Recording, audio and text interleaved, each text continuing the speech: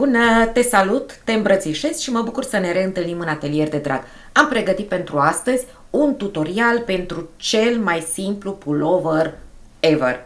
Deci dacă ești începătoare, nu ai lucrat niciodată, dar totuși îți dorești să tricotezi un pullover, primul tău pullover, te invit să rămâi alături. Dacă ai ceva experiență deja, atunci acest tutorial nu este pentru tine. Deși ar putea fi și pentru fetele care au o oarește experiență, partea aceasta de anchior. Deoarece am văzut la multe fete care introduc un modelaj pe mijlocul anchiorului, în momentul în care trebuie să separe, fie se fâstăcesc și nu păstrează simetria, fie modifică vizual aspectul modelului pe care l-au folosit. Și aici eu am găsit o soluție astfel încât ceea ce am făcut pe partea aceasta de pullover să continue și pe decolteu.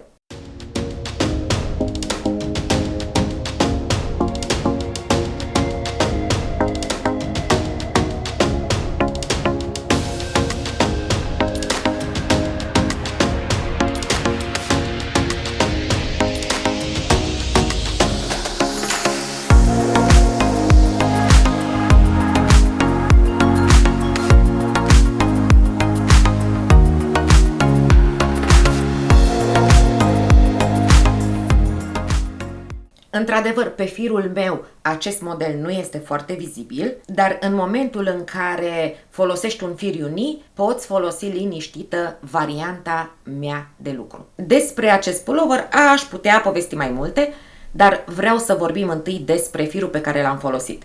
Eu aveam luat un fir deosebit pe câteva culori de la Rozana, luat din vară acest fir, un fir panglică care are în compoziție merino și viscoză. Mi-a plăcut tare mult compoziția, am cumpărat acest fir panglică în ideea că îl pot folosi în combinație cu alte fire ca fir de efect. Din cele trei culori pe care le-am avut eu, acest fir, culoarea trandafirului, mi-a plăcut cel mai mult și am zis că până îmi vine o idee deosebită pentru ce știu eu ce jachetă, îl pot introduce pe acesta într-un pullover. Dar firul pe care l-am folosit eu are centimetri puțini din fiecare culoare.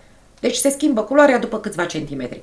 Ori eu dacă tricotez un astfel de fir simplu, el tinde să formeze diferite modele. Din acest motiv am preferat să fac pulloverul meu pe bucăți, deoarece folosesc un număr egal de ochiuri atât la spate cât și la față și comparabil același număr de ochiuri și pe mânecă. Dacă l-aș fi lucrat circular, de sus în jos, spre exemplu, ori de jos în sus nu contează, pe partea aceasta aș fi format niște modele, pe partea aceasta s-ar fi format cu totul alte modele și ca să elimin această variantă, am preferat să lucrez pe bucăți. Și tot din acest motiv, pentru că mi-am dorit să pierd acele modelașe care se formează, eu am combinat acest fir cu un alt fir pe care îl aveam de mult în colecția mea, un fir lacon, câteva fire de mohair, 2-3 combinate cu un fir de lurex. Nu aș fi ținut eu neapărat ca pulloverul meu să aibă și lurex în el, dar nici nu mă deranjează. Am făcut această combinație și deoarece mi-am dorit ca pulloverul să aibă și o anumită fluiditate, am ajuns să lucrez cu andrele numărul 7.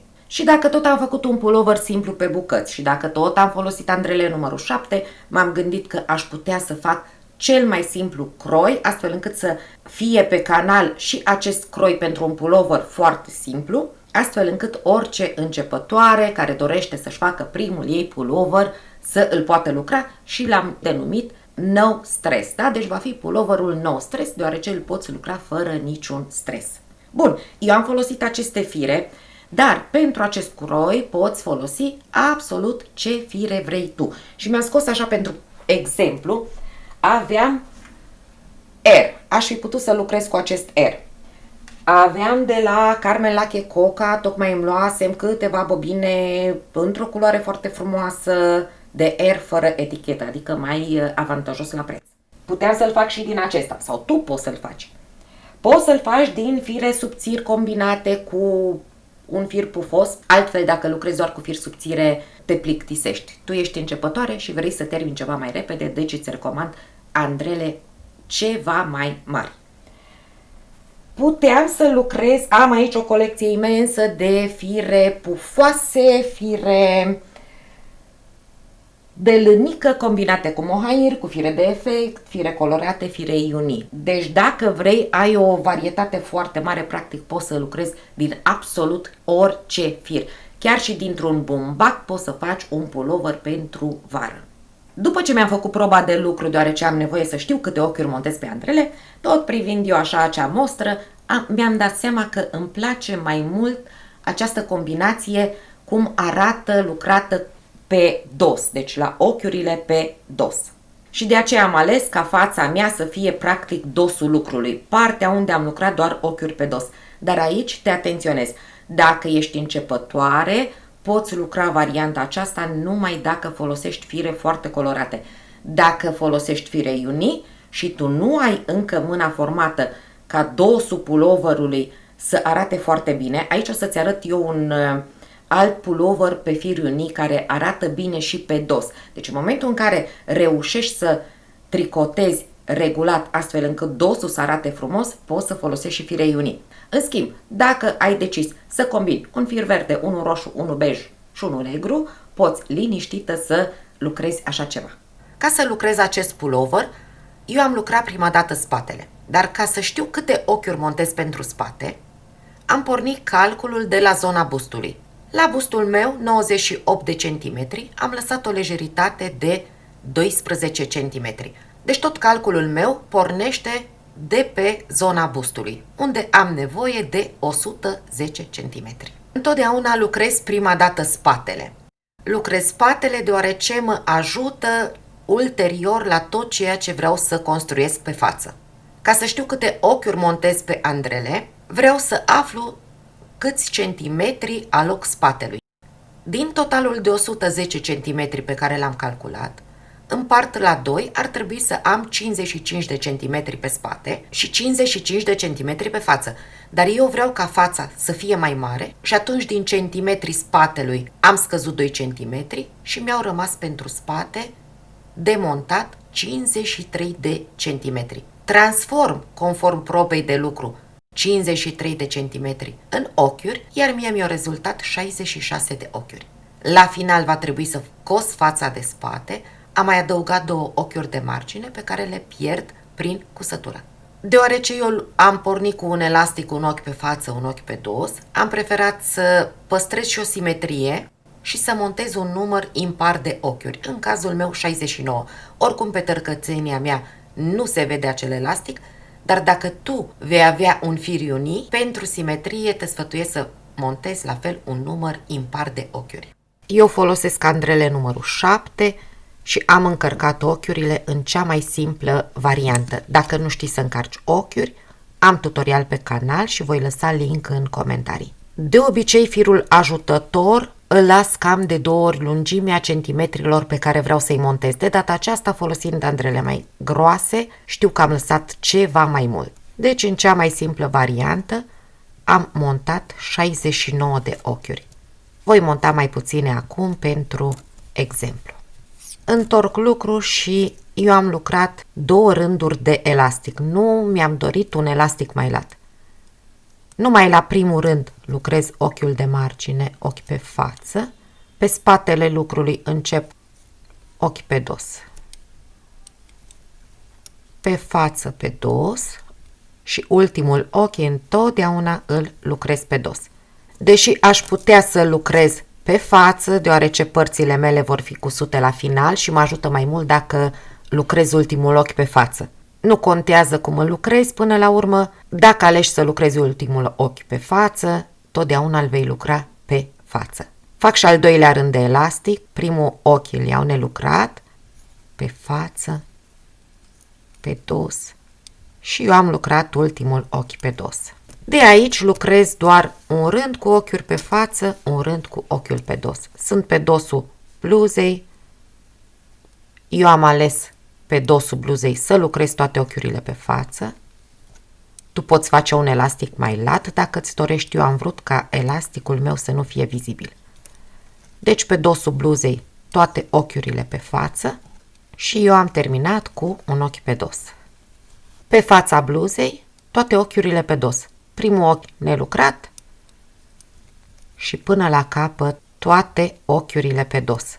Eu am lucrat tot spatele în acest fel. Nu am făcut răscroieli pentru mânecă, nu am vrut să te încurc ulterior, am lucrat până la înălțimea dorită. Pui spatele pe tine și vezi ce înălțime dorești să lucrezi. Dacă te pricepi să numeri ochiurile de margine, nu ai nevoie să numeri niciun rând. Dacă nu, te sfătuiesc să folosești un numărător de rânduri, astfel încât să știi câte rânduri ai lucrat pe spate. Când am ajuns la înălțimea dorită pentru spate, pe dosul puloverului, unde am ochiuri pe față, am încheiat ochiurile, câte două lucrate pe față, am și aici tutorial și îți voi lăsa să urmărești să vezi cum închid ochiurile.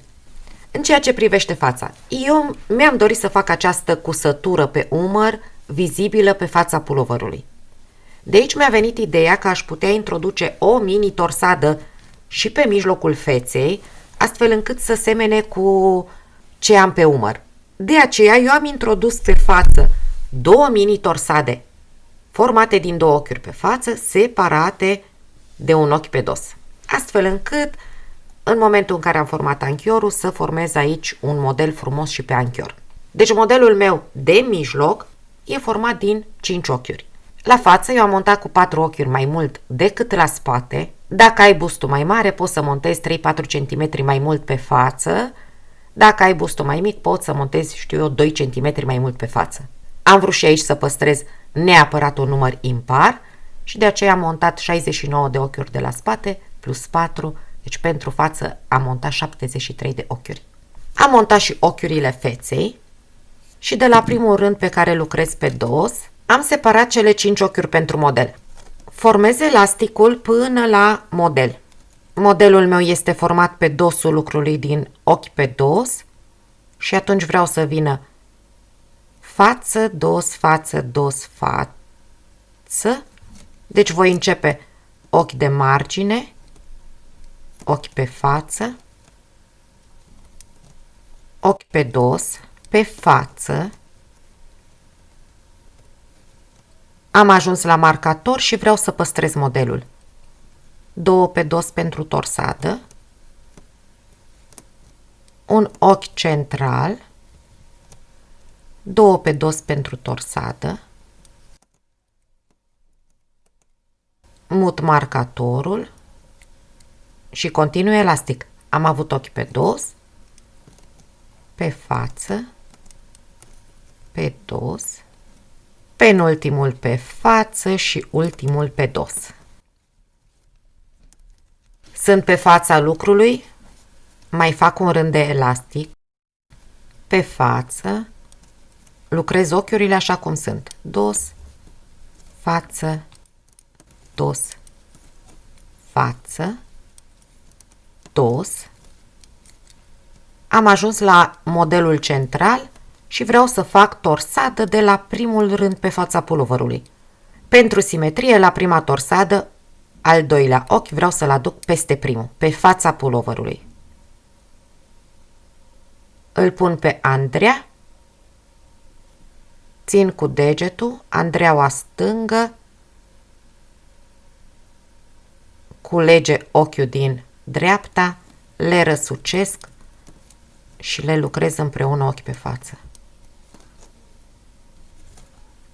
Ochiul din mijloc pe dos. La torsada aceasta vreau ca ochiul dinspre mijloc să fie trecut pe fața lucrului în stânga. Asta înseamnă că mă duc cu Andreaua dreaptă pe dosul lucrului și prind al doilea ochi, îl eliberez pe primul cu atenție și îl pun pe Andreaua stângă. Le tricotez pe amândouă ochi pe față. Mut marcatorul, continui elasticul. Ultimul pe dos. Am făcut 2 rânduri de elastic, pe dosul puloverului încep să lucrez toate ochiurile pe față. Primul luat nelucrat, pe față, toate ochiurile pe față până la modelul central. Față, față, mut marcatorul la modelul central, 2 pe dos de la o torsadă, 1 pe față, 2 pe dos de la a doua torsadă. Mut marcatorul și toate ochiurile pe față. Iarăși sunt pe fața puloverului, mai facem o dată torsadele. Eu am făcut aceste torsade la fiecare rând pe fața puloverului, deoarece nu am vrut să te zăpăcesc. Un rând pe față faci torsadă, un rând pe față nu faci și atunci am făcut pe fiecare rând pe fața puloverului. Primul ochi luat nelucrat, pe dos toate, până la model. Dacă tu alegi să lucrezi pe fața puloverului ochiuri pe față, te sfătuiesc ca înainte de torsadă să mai lași un ochi pe dos. Deci modelul tău va fi format din cele 5 plus încă stânga, dreapta, câte un ochi pe dos. Asta ca să fie vizibilă torsada. Mai am un ochi pe dos, marcatorul, totdeauna prima torsadă vreau să vină orientată spre dreapta, deci al doilea ochi îl iau pe Andreaua dreaptă și îl trec pe fața lucrului peste primul ochi.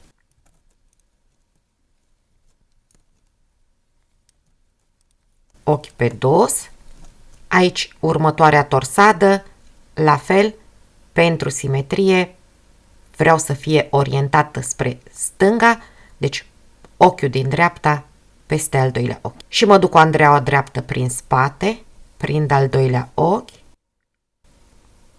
și cu Andreaua stângă iau primul ochi. Da? Le-am încrucișat. Chiar dacă acum pe proba mea de lucru nu este foarte vizibil modelul, în realitate se formează un model reliefat. Continui cu toate ochiurile pe dos. Și am continuat să lucrez astfel pe toată fața, drept, până când am început să formez anchiorul. Mă apropii cu fața de începerea anchiorului. Ca să-mi fac aceste calcule, mă ajut de spate. Am lucrat pe spate, pun centimetrul, am lucrat pe spate, am 54 de centimetri. La Andreaua mare pe care o folosesc eu, am lucrat 108 rânduri. Am numărat ochiurile de margine și am exact 54 de ochiuri de margine. Pe ochiul 54 eu am încheiat spatele, pe ochiul de margine, da? Și deoarece un ochi de margine se formează pe două rânduri, asta înseamnă că am lucrat 108 rânduri. Eu mă voi folosi la acest calcul doar de ochiurile de margine. Acum vreau să văd cât de adânc îmi doresc acest decolteu.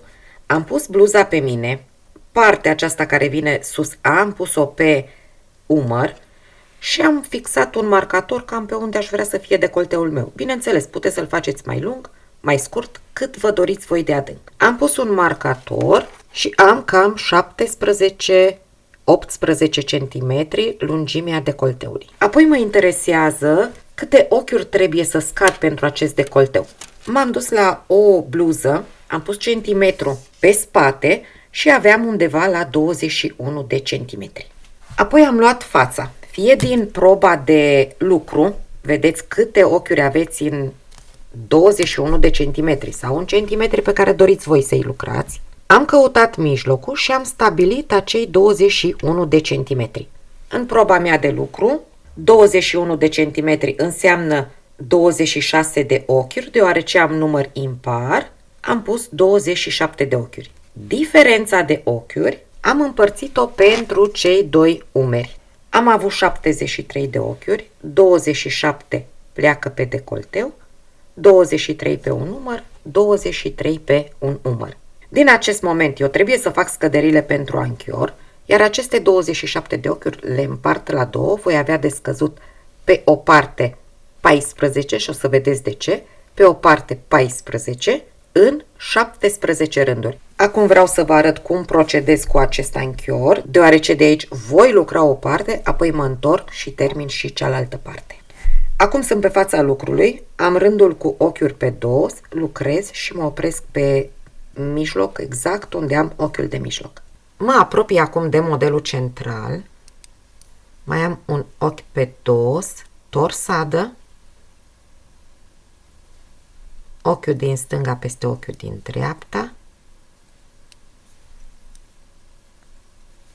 și am ajuns la ochiul din mijloc, ochiul pe dos din mijloc. Aici vreau să lucrez două ochiuri. Îl întorc, Pe firul din față lucrez un ochi pe față. Pe firul din spate, nu-i dau drumul, da? Și pe firul din spate lucrez un ochi pe față. De aici ochiurile mele vor pleca unul în dreapta anchiorului, unul în stânga anchiorului. Fac torsada.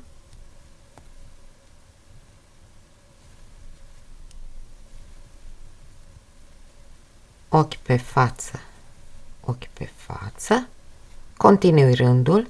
Aș putea face scăderile pe anchior pe fața puloverului, scăzând ochiuri pe dos, dar cred că voi face toate scăderile pe dosul puloverului, unde am ochiuri pe față. Continui rândul până la capăt. Încep rândul pe dosul puloverului, unde eu am ochiuri pe față. Pe dosul bluzei, la ochiurile pe față, mă apropii de mijlocul bluzei și ultimele două ochiuri pe față le răsucesc, le lucrez împreună din partea aceasta, le dau înclinație spre dreapta, apoi am ochi pe dos din torsadă, încă un ochi pe dos din torsadă și am ajuns la mijlocul bluzei, unde eu am făcut deja o creștere. Vreau și aici, în următorul ochi, să lucrez două ochiuri. Odată pe firul din față, ochi pe față, mă duc pe firul din spate, încă un ochi pe față. Numai de data aceasta am procedat așa. Acum întorc lucrul și am ochi de margine luat nelucrat, ochi pe dos, torsada pe care o continui și pe anchior, deci ochi pe față, ochi pe față, mai departe ochiuri pe dos. La ochiurile acestea unde aveți de făcut scăderea lângă torsadă, să nu lucrați foarte larg. Merg mai departe, lucrez ochiuri pe dos, pe fața bluzei mele, mă întorc cu ochiuri pe față și vă arăt și a doua scădere. Iarăși pe dosul bluzei, urmează iarăși o scădere. Am ochiurile pe dos, ochiurile torsadei și mai am 3 ochiuri până în ochiurile pe dos. Deci mai lucrez un ochi și ultimele două pe față le răsucesc. Le lucrez împreună, ochi pe față, și am ochi pe dos din torsadă, ochi pe dos din torsadă, ochi pe față, ochi pe dos, ochiul de margine. Deci, voi lucra astfel toate scăderile pe care trebuie să le fac. Acum, partea stângă a bluzei, partea dreaptă a ceea ce vedeți, puteți trece pe o lesă și să lăsați ochiurile în așteptare, să lucrați doar partea stângă. Creșterile pe care le-am făcut eu aici, le-am făcut pentru echilibrarea modelului și veți vedea mai târziu. Am pus puțin pe hârtie ceea ce fac pe fața puloverului. Am zis că am măsurat pe spate un alt pulover și aș vrea să pornesc decolteul pe 21 de centimetri, ceea ce la mine înseamnă 26 de ochiuri. Am măsurat înălțimea decolteului pe care mi-o doresc și mi-au rezultat mie 17 rânduri pe față, rânduri de scădere. Eu am pornit fața de la 73 de ochiuri. În momentul în care am pornit decolteul, am mai făcut o creștere de 3 ochiuri. Am crescut odată un ochi astfel încât să pot împărți exact fața puloverului, apoi am mai făcut câte o creștere pentru ochiul de margine. 21 de centimetri la mine sunt 26 de ochiuri. Dacă țin cont și de cele două ochiuri de margine, am 26 plus 2, voi pune 26 plus 2, am 28 de ochiuri pe care eu trebuie să le scad. Aș fi putut să las și 26, dar eu am aici o zonă aglomerată. Am torsada care mi-aglomerează ochiurile, am ochi de margine care mi-aglomerează ochiurile și de aceea scad 28. Deci eu, ca să formez anchiorul, trebuie să scad aceste ochiuri. Deci voi avea de scăzut 14 pe o parte, 14 pe o parte. Iar dacă am 17 rânduri de scădere, deci în total eu voi lucra 34 de rânduri, dar numai pe 17 fac scădere, asta înseamnă că pe 3 rânduri nu voi avea scădere. Pot să împart aceste 3 rânduri pe toată lungimea anchiorului, ori pot să le fac la sfârșit. Iar eu voi face câte o scădere pe fiecare al doilea rând, în cazul meu pe dosul puloverului, da? Deci vin pe fața puloverului fără scădere, pe dos fac o scădere, deci tot din 2 în 2 rânduri voi face o scădere. Dar eu număr doar rândurile de scădere, rândurile de pe dos mă interesează acum. Și atunci în ultimul rând, în rândul numărul 17, în ultimul rând de scădere am 0, nu voi face nicio scădere. În rândul 16, la fel fără nicio scădere, voi face pe rândul 15 minus un ochi, pe 14 0, iar de la 1 până pe 13 pe fiecare minus 1, da? Pe 12 minus 1 și așa mai departe. La fel vă puteți orienta și voi în funcție de ochiurile pe care le aveți. Câte ochiuri trebuie să scădeți, în câte rânduri trebuie lucrate. Deoarece, în general, sunt mai multe rânduri de lucrat decât ochiuri de scăzut. Eu am făcut deja cele 13 scăderi consecutive. Aici fie că folosiți un numărător de rânduri, fie vă ajutați, vă notați cum vreți voi, astfel încât să le țineți sub control. În cazul meu este simplu, deoarece pot să număr torsadele la fiecare rând pe fața puloverului. Eu am făcut torsadă și pot număra torsadele. 1, 2, 3, 4, 5, 6, 7, 8, 9, 10, 11, 12, 13. Deci am 13 scăderi. Vin acum cu rândul pe dos. Rândul 14 de scădere nu fac nicio scădere, iarăși vin pe față. La următorul rând pe dos fac cea de-a 14-a scădere, iarăși vin cu rând pe față și încă 2 rânduri fără nici o scădere. La spate, când am încheiat spatele, pe dosul lucrului unde am ochiurile pe față, am încheiat ochiurile 2 câte 2 lucrate pe față. Acum la față vreau la fel să închid ochiurile. Deci după ce am lucrat cele 17 rânduri în care trebuia să fac scăderi, am mai venit cu un rând cu ochiuri pe dos pe fața lucrului, iar acum pe dosul lucrului unde am ochiuri pe față, voi închide aceste ochiuri 2 câte 2. Pe andrele acum am 24 de ochiuri, exact atâtea câte am luat în calcul. Pe dosul puloverului, ca să continui partea cealaltă, voi începe cu ochiurile pe față, da? Deci pe dosul puloverului. Pun andrelele în partea aceasta.